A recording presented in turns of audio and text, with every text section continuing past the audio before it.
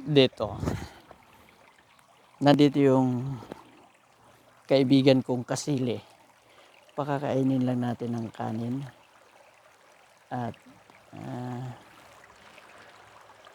ganitong oras sila ay gutom. Ngayon, titingnan ko sila kung nandito ba. Pipitik-pitikin ko lang yung tubig. Ayun, lumapit. Ayun. Lumabas yung ulo.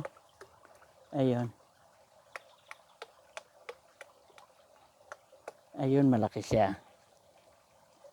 Ito yung kanin. Ito yung kanin. Papakain natin sa kanya. Ayan o. Ayan. Siyang hito. Ay siya ang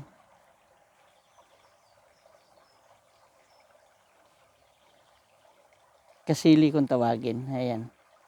Ayan. Kasili siya.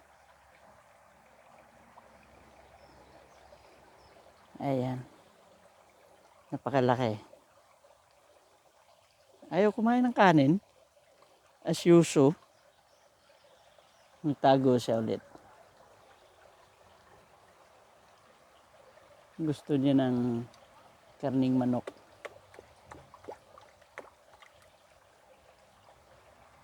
Dito yung bahay niya.